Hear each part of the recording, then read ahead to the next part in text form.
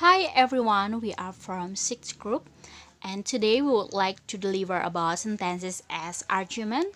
My name is Hana Ulhaq and Yudiawan Putra Pratama as second speaker.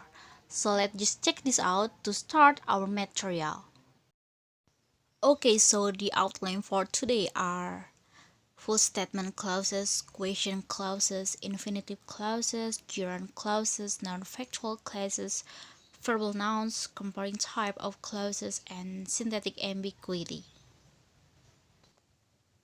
Before we are going to the point, we have to know what is sentence and argument.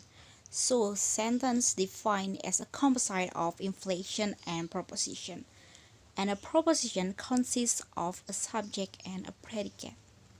An argument is an expression that helps complete the meaning of a predicate, the latter referring in this context to a main verb and its auxiliaries. We can use sentences to make statement and ask question or argument. We're referring expression, real or potential entities.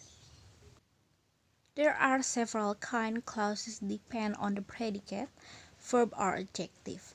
The structure of sentences may also lead to different possible interpretation and synthetic ambiguity.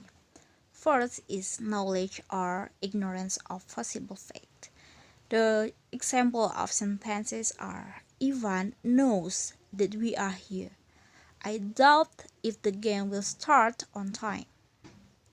And B, an attitude or orientation toward a fact or possible fact. Jean is disappointed that you can join us. David's parents are anxious for him to succeed. It surprised everybody that Sanders appeared at the party. The children pretended to be asleep. As we know that from the example of sentences, there are kind of attitude or a reaction about the fact or also what is the possible fact. And next is C, causing, allowing, or preventing the occurrence of a fact. Jerry had the barber trim his mustache. Mama kept Miriam from holding the baby.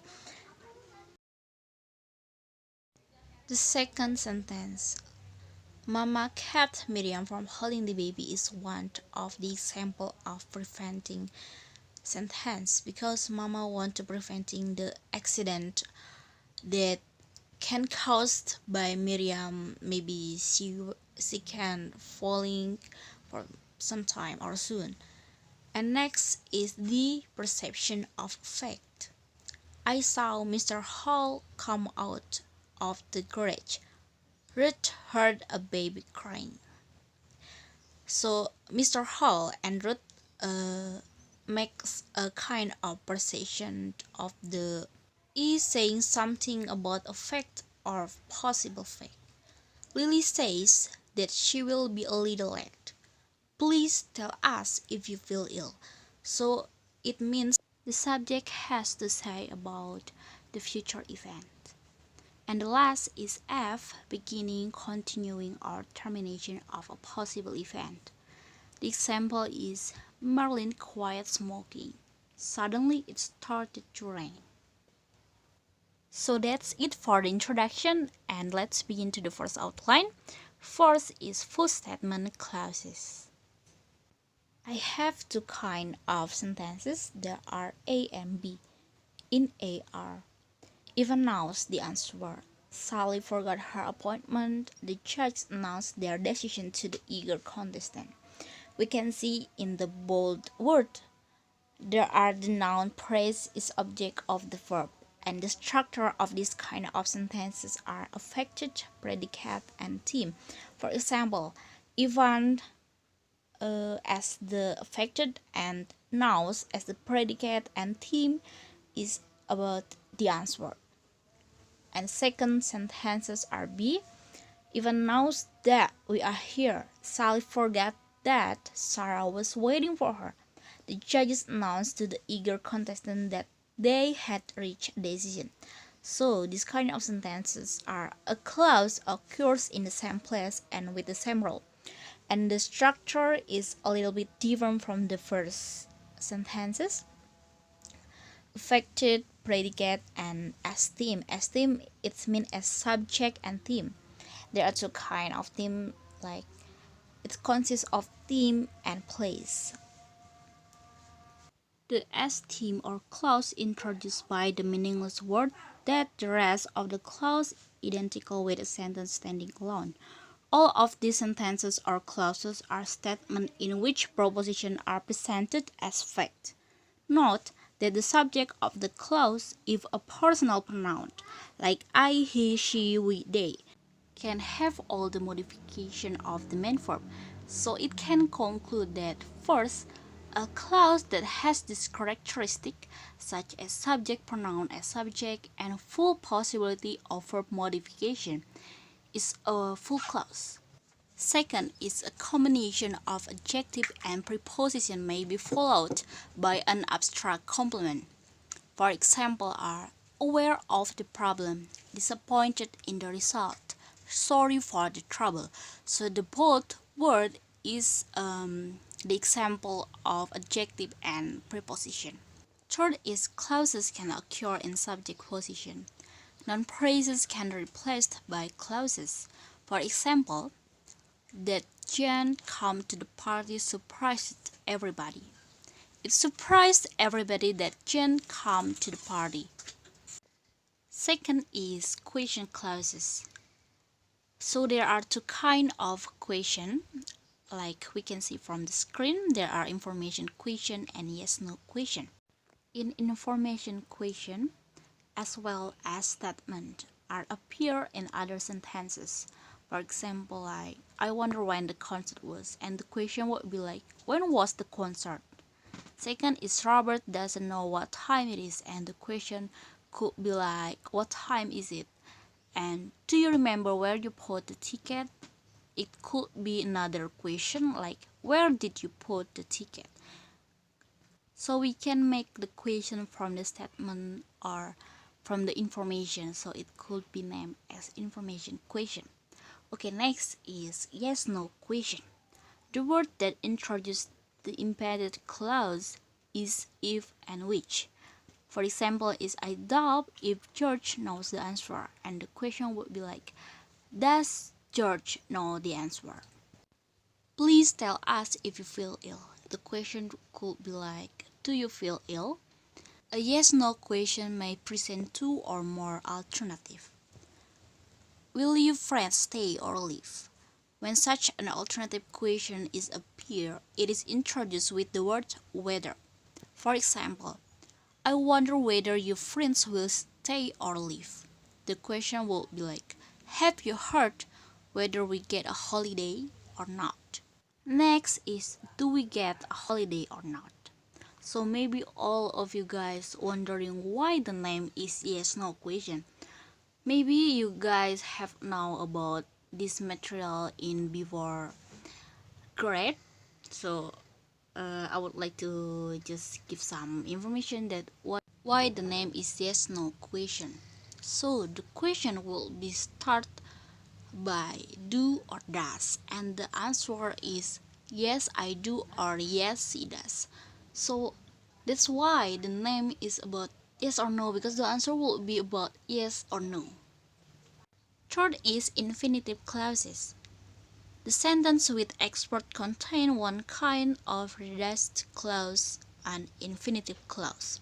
The personal pronoun that replace, for example, is I expect Sarah to wait for Sally. The form of infinitive clause can be in three ways, like in perfect, I expect Sarah to have waited. In progressive, I expect Sarah to be waiting, and in both, I expect Sarah to have been waiting. To wait doesn't distinguish present and past. It can be preceded by a modal verb like can, should, must, or will. So for example, like I expect Sarah should wait for Sally, or I expect Sarah to must wait for Sally. It it's wrong, I guess. And the next is the Eagles expect the House to win the game. The Eagles expect to win the game. The first sentence is reflects a sentence or proposition. The house is as the subject of infinitive and the eagles as subject of the main verb. In an infinitive clause, a rule of English grammar requires an overt subject and tacit subject.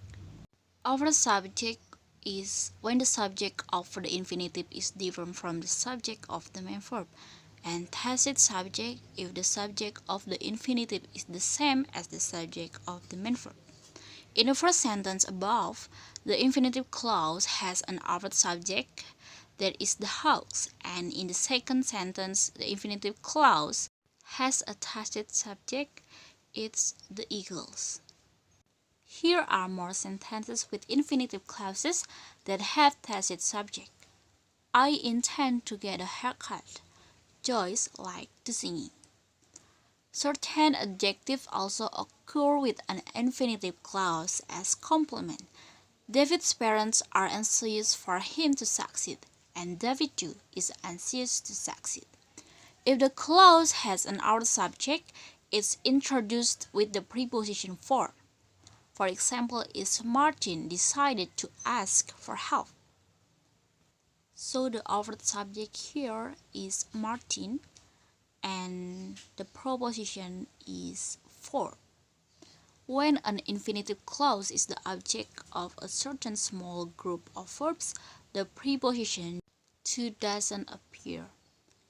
Examples are Jerry had the barber trim his hair. Mommy let Miriam hold the baby. I helped Ted and Tom change a tire.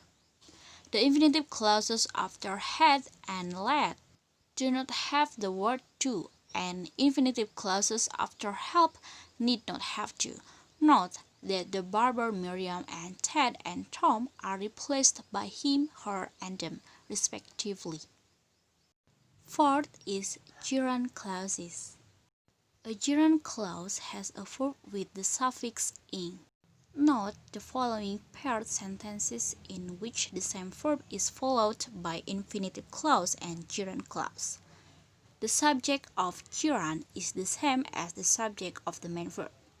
The examples are I saw Mr. Hall come out of the garage. It's become I saw Mr. Hall coming out of the garage. Ruth heard a baby cry. She heard a baby crying. Did you notice a pretty girl walk by? Did you notice a pretty girl walking by? A small group of adjective takes gerund clause complement with a preposition between adjective and gerund. Who is responsible for doing this? I'm grateful for your taking time off. All the predicates with gerund clauses following are two argument predicates. There is subject, a predicate which may be a verb or an adjective, and then a clause which may have an overt subject or a tacit subject. So that's it for me. The next will be delivered by Yudiawan. Okay, so guys, we've come into the fifth of the outline that we have right here, which is about non-factual clause.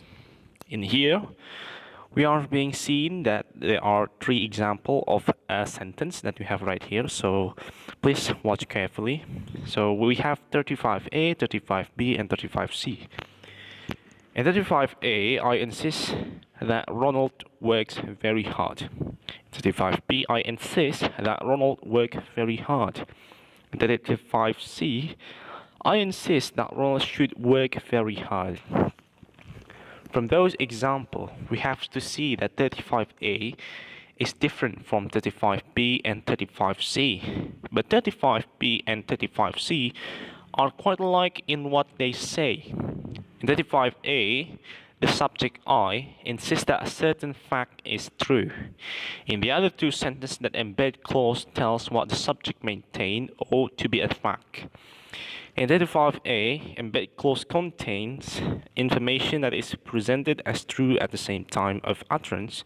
In other two sentences, the embed clause states what someone in authority, it seems, want to be true at a late time, whether true at or time or not. So basically, the full clause in 35A is a factual clause, and we give the name non-factual clause to the embed clause of 35B and 35C with or without should, as long as the subject of the clause names one person other than I or you. There is a difference between the factual clause of 35A and the non-factual clause of 35B. The presence of absent of the ending S with I, you, or a plural subject distinction is lost. I insist that they work very hard is ambiguous. There is a clear distinction between factual clause and non-factual clause if should is used for the later. So basically 35A is a factual clause because it is true. Then 35B and 35C, it has a very pretty much an ambiguous meaning. So we have to see that. We have to see the punctuation and then the usage of word itself as well. And then we're moving on in here, we have another example, just 36A. I insist that they work very hard, and I insist that they should work hard. And there is a clear distinction for any subject if the verb is be, whether should occurs or not. So it is a pretty much a different meaning, like I insist that they work hard. And then in 36B, I insist that they should work hard. So there are two different meanings between two sentences. The last example is that we insist that your friends are early. And then the next one is we insist that your friend should be early. The factual clause can be various modifications for the verb. We insist that your friend will late, had been late, etc. The non-factual clause has no such modification whatsoever. So that is for non-factual clause. Moving on to the next topic that we have right here, it is about verbal noun. A noun that is derived from a verb, usually an adding suffix ing, and the exhibit of the ordinary properties. You are familiar with gerund clauses as in this sentence. For example, we watch Mark winning the race. Compare this sentence. We applauded Mark's winning of the race. The second sentence contains a verbal noun formed like gerund by adding ing. The difference between gerund and verbal noun is in the kind of construction that they appear in.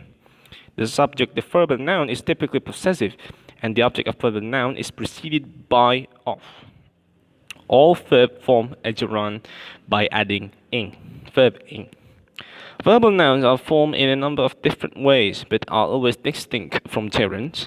For example, discovery, explanation, improvement, response versus discovering, explaining, improving, responding, as the example shows.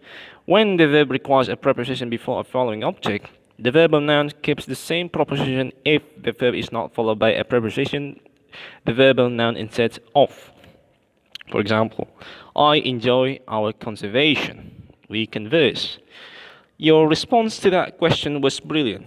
You responded to that question. The company's employment of a large labor force has added considerably to local economy. The company employs a large labor force. I enjoy the conversation. Somebody converse. The employment of large labor force is beneficial to any local economy. Somebody employs a large labor force. The president will soon announce the selection of a new cabinet officer.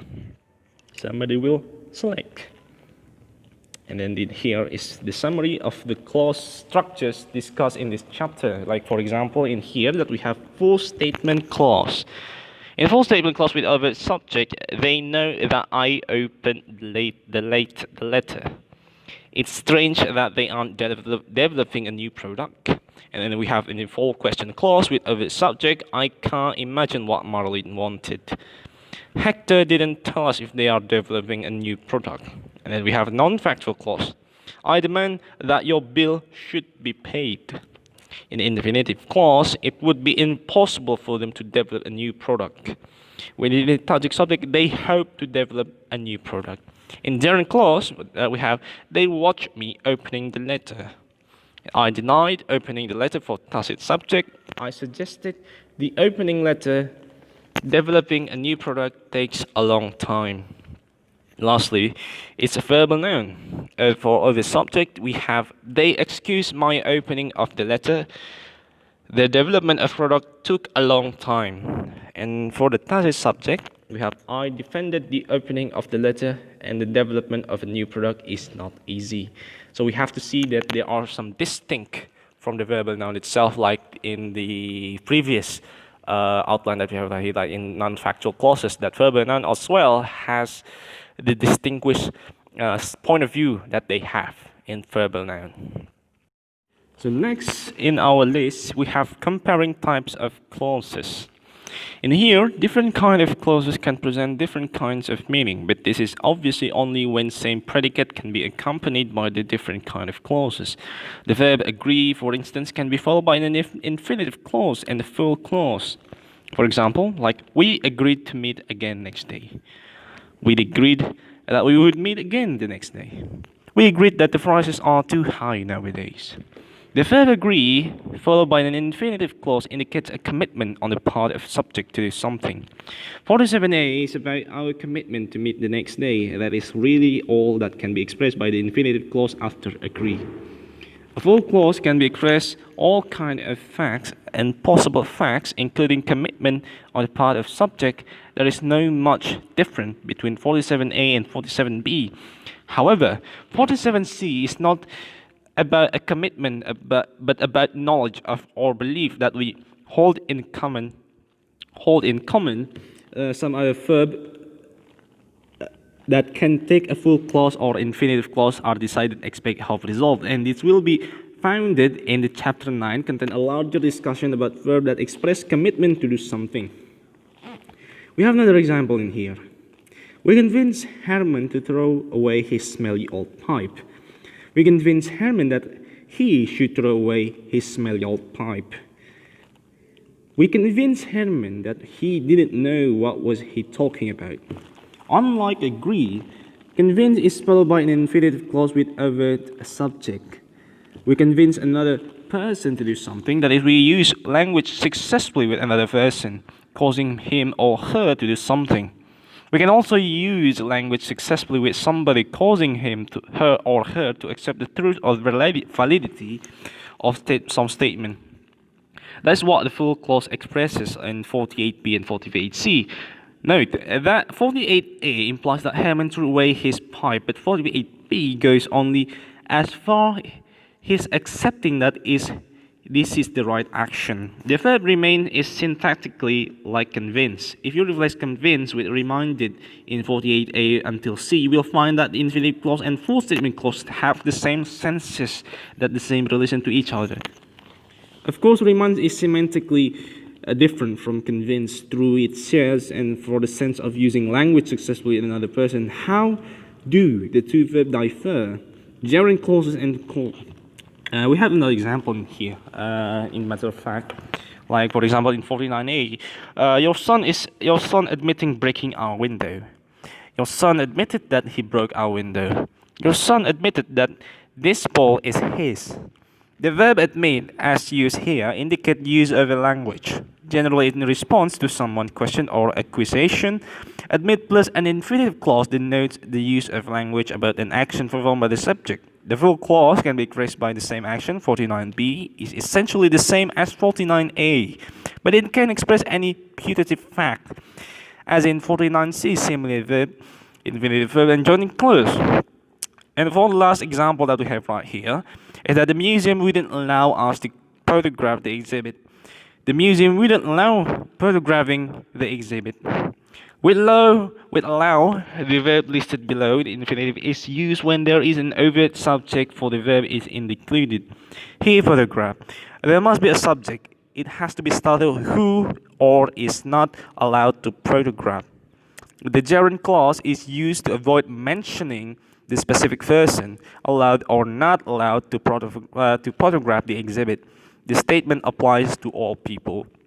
So basically, every kind of that we have right here, every kind of sentence that we have right here has a different meaning, although they use the same word in them. Like in the first example, we have agreed.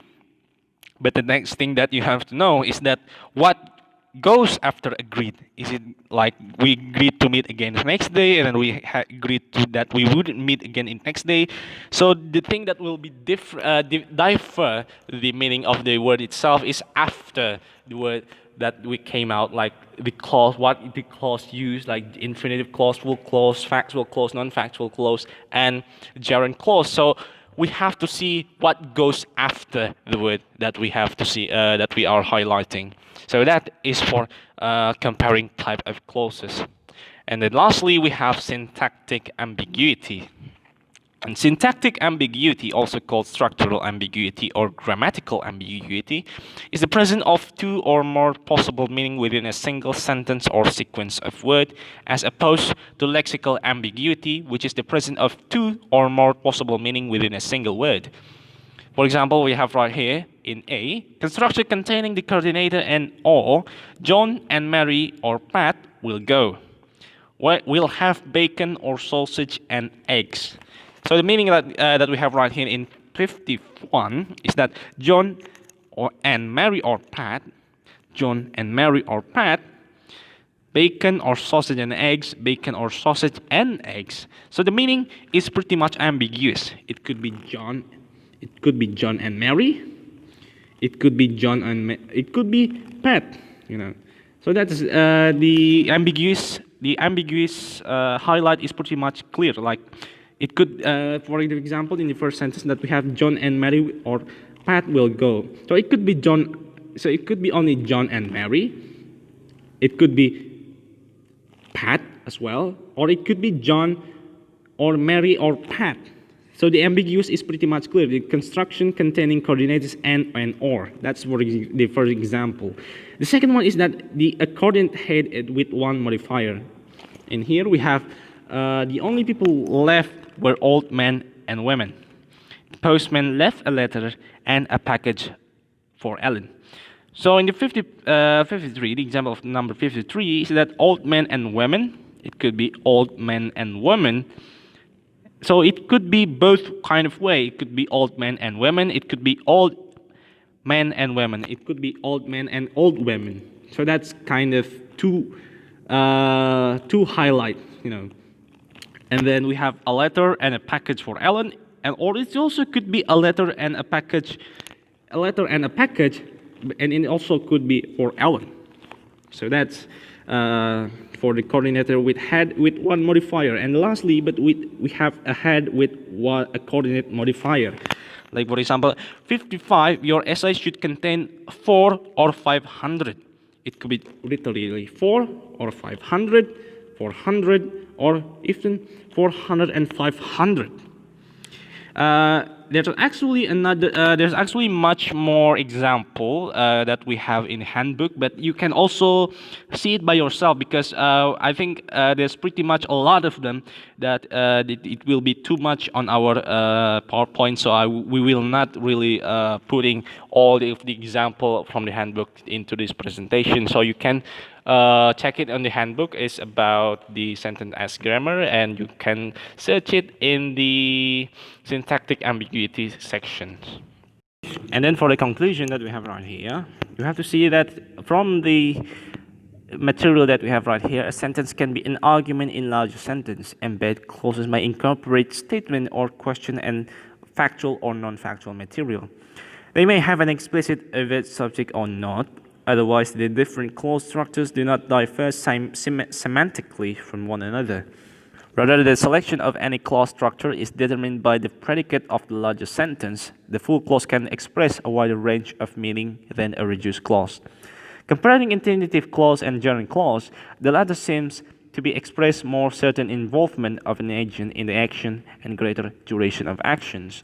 Language expresses an infinite number of things with a limited number of resources, vocabulary resource and grammatical resource. This has limited vocabulary resource leads sometimes to lexical ambiguity. We have syntactic ambiguity because grammatical resources are limited. The same sequence of lexeme can be grouped into different constructions, like surface structures or ambiguity, or a sequence of lexemes can result from ellipses in the representation of two different propositions. Deep structure ambiguity. We may have be aware ambiguity, then seek to exploit it or to avoid it. Just as often, it seems we rely on the context to interpret utterances and fail to recognize that more than one meaning is there. So basically, in the world of semantic, we have to see that every words or every clauses have a different meaning. So we have to take every kind of sentence, every kind of word very much seriously. But we also have to see that, understand what are the meaning and what are the preparation of the word will go. So basically, in semantic, especially in this material, every kind of word, every kind of clauses have a different meaning.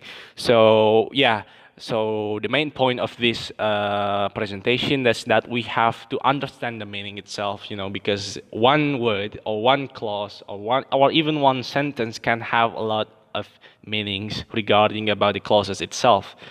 So that is for the conclusion. Regarding about our material, you can ask in the group, in the WhatsApp group that we have right now. So feel free to ask. I'm sorry if there are any mistake. Thank you very much for your attention.